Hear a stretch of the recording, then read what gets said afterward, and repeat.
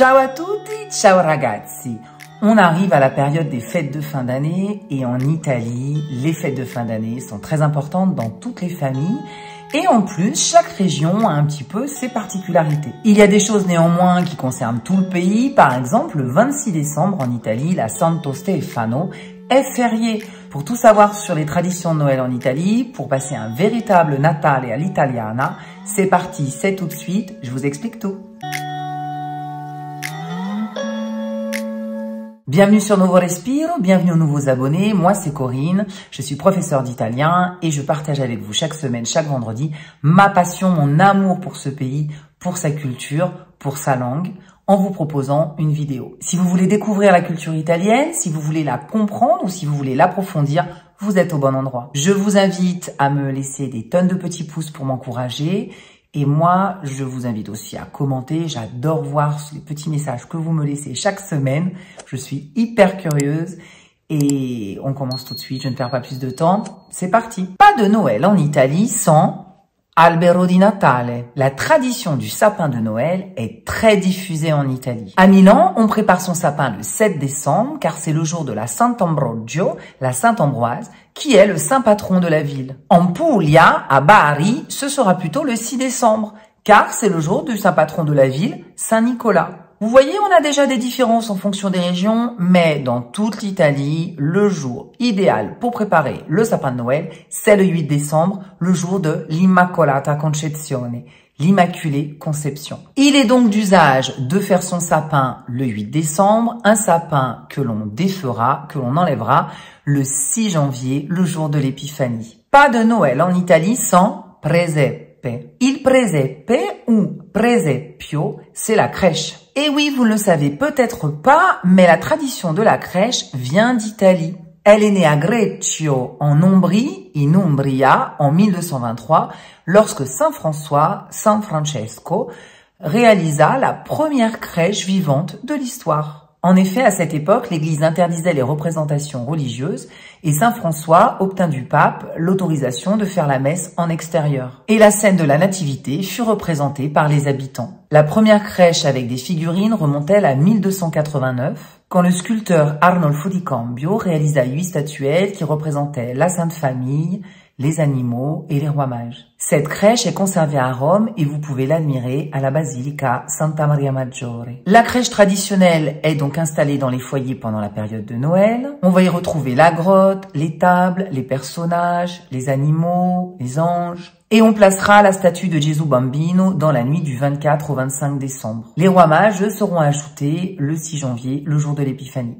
Donc généralement, on garde sa crèche jusqu'au jour de l'Épiphanie, mais certains gardent leur crèche dans les foyers jusqu'au jour de la Chandeleur, 40 jours après Noël, le jour de la présentation de Jésus au temple. Numéro 3. Pas de Noël en Italie sans cenone o pranzo di Natale. Alors en Italie, il y a deux clans. Il y a ceux qui donnent plus d'importance au grand repas de famille le soir du 24 décembre, le réveillon, le cenone.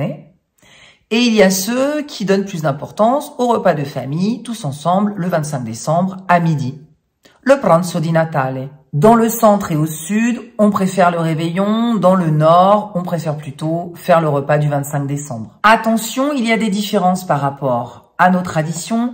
En Italie, le repas du 24 décembre est strictement à base de poisson. Car dans la religion catholique, c'est considéré un jour maigre. Donc, les Italiens ont l'habitude de manger une soupe de poisson, ont l'habitude de manger une soupe de moule, par exemple. Attention, le 26 décembre en Italie est un jour férié. C'est le jour de la Santo Stefano. Cela ne correspond pas forcément à quelque chose lié à la religion catholique. C'est plutôt l'État italien qui a accordé ce jour férié pour donner plus de solennité à cette fête de famille et pour prolonger un petit peu la période des fêtes. La Santo Stefano en Italie, c'est donc férié, tout est fermé. Attention, si vous passez Noël en Italie, vous pouvez être déçu si vous pensez faire les magasins le 26. Une personne avisée en vaut deux. Pas de Noël en Italie sans Santa Lucia, Sainte Lucie. À Noël, le roi de la fête, c'est Babbo Natale, le Père Noël, qui amène les cadeaux dans les foyers dans la nuit du 24 au 25 décembre. Mais dans le nord du pays, et en particulier dans les provinces de Vérone, de Brescia, de Bergamo, c'est Sainte Lucie qui le détrône. Elle vient dans la nuit du 12 au 13 décembre, Elle vient sur son âne et il est de coutume que les enfants déposent une tasse de thé pour réchauffer Santa Lucia et laissent une assiette avec de la farine pour l'âne. Pas de Noël en Italie sans panettone ou pandoro. Une fois de plus, c'est la grande discussion au sein des familles. Ceux qui préfèrent le panettone, ceux qui préfèrent le pandoro. Chacun a ses arguments, chacun pense que le meilleur c'est le sien, chacun pour son clan, chacun pour lui. Écoutez, moi j'ai pas encore tranché. Bon, le panettone, c'est vraiment le gâteau que l'on mange traditionnellement à Noël. Il paraît qu'il existe depuis le XIIIe siècle et que la recette n'a pas beaucoup changé. C'est une brioche avec des raisins secs et des fruits confits que l'on trouve maintenant dans toute l'Italie et même en France, en supermarché, on en trouve. Il est originaire de Milan et une tradition affirme que garder un morceau de panettone du repas de Noël et le manger le 3 février à jeun au matin, oui c'est important, vous protégera toute l'année des refroidissements, des maux de gorge, des petits maux de l'hiver. Bon, 25 décembre, 3 février, oui, il faut bien l'emballer, sinon il risque d'être un peu sec quand même. Hein. Peut-être pas être si bon.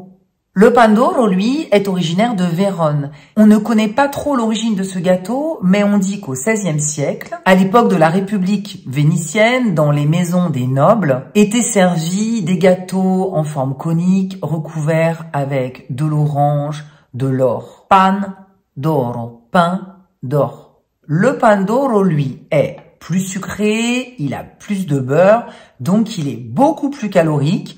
Les diététiciens vous le déconseillent et puis moi le panettone, lui, avec ses raisins secs, avec ses écorces d'orange, est plus light. Bon, ça reste quand même, on se comprend. Selon des études, les Italiens préfèrent le panettone, mais pas le panettone que l'on va acheter en supermarché, plutôt le panettone artisanal qui sera fait par les boulangers, par les pâtissiers, qui coûte beaucoup plus cher que ce qu'on trouve en magasin, mais qui est vraiment à un goût incomparable.